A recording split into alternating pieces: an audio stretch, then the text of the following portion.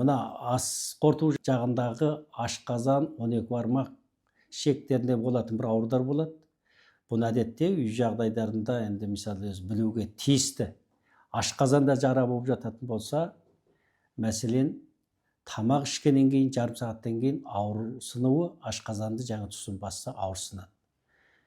Ол бір одан кейін тамақ ішкен жарым сағаттан кейін ауырсын бір жайсыздану ахуал байқалады. Бұл ашқазан жағындағы жара екендігін ысбаттайды. Бар екендігін неметеді. Ал енді ашқазан төменгі 12 бармақ ішекте жара болатын болса, ол қарын ашқан мезгілдерде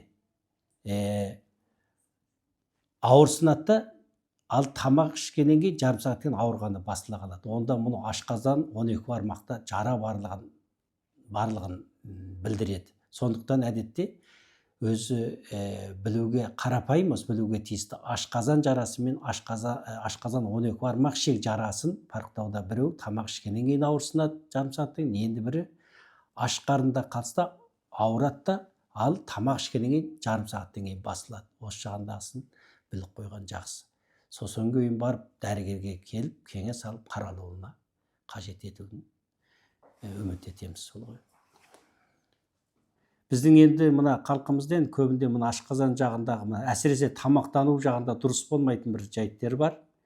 Мәселен, уақытында 3 мезгіл уақытында дұрыс тамақты толықтап ішіп тұру керек. Әсіресе таңертеңгі тамақтан қалмау керек, тоя жеу керек. Бірінші шарт. Одан кейінгі мына ауыз тазалығы. Ауыздан, мәселен, ауыз қуысындағы сілекей бездердің сұйықтығы, өңештегі сұйықтық, одан кейін ашқазанның кислоталары, өттегі сұйықтық, ұйқы бездегі сұйықтың бәрі, 12 бармақтағы сұйықтардың бәрі бұл ашқазан келіп жиналады. Сондықтан таңертең ең жақсы орнынан тұрғаннан кейін қайнақ суды, сүзгіден өткен қайнақ суды қайнатып, ыстықтай 1 стакан, күнде 1 стакан су ішіп тұрған дұрыс. Өйткені ол дегеніміз не дегенде, ауыз қуысынан тартып жаңағы мына кислоталардың ашқазанға қарайды, ішекке қарай айдап, шайылып баруына жақсы көмек етеді. Ол бір жағы. Екінші, содан тамақты, таңертең тамақта тоя ішу керек. Түскі тамақты қалыпты жеуіп тұру керек, кешкі тамақты аздап тұтынса болады, 3 уақыт. Ең жақсы сол мына тамақ ішу жағындағы ретімділікті дұрыс қолданған дұрыс. Осы жағында қалаймақан ішіліп тұтынатын болса, тамақ уақытында мезгілінде ішілмеген болатын болса, ашқазандағы кислотаның артуынан ашқазан қабынуы, ашқазан қойнау қабынуы, ашқазан жаралары көп санды осы сықылды дұрыс тамақ ішілмей, қатты шаршаудан, қалаймақан кейбір дәрілер тұтынудан, осы барыстардың бәрінде жаңа ашқазан ауруларын пайда етеді. Одан кейінгі бір адамдардың мына көңіл күй жағындағы да маңызды нәрсе. Мысалы, әдетте кішігірім бір ауруға бала өзінің еңсесін түсіріп алатын жайттар көп, кезігеді төменде.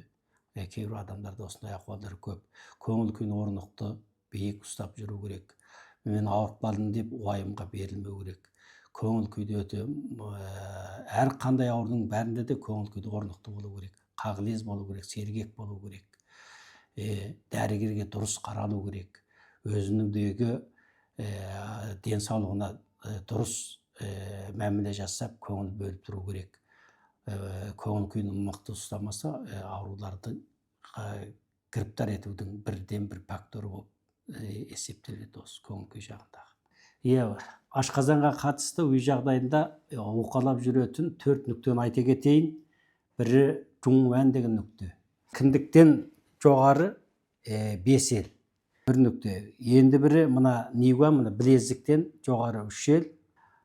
Енді бірі мына аяқ жусан сыртына мынадан төмен 3 ел. Бұл жерде жусан деген нүкте бар. Осы 3 нүкте негізден ашқазан аурударына үнемі басып ұйқалап тұрса, бұған жақсы. Енді жара болған жағдайда да, жаңа ашқазанда жара болған болса, жаңа нигуан деген бір нүкте бар. Одан кейін аяқтың ішкі жақты табан жағында гуңсун деген бір нүкте бар. Осыларды басып ұйқалап тұрса, семьялық жағдайда да осыны қолданса үлкен емдік жақ беретін ролы жақсы болады.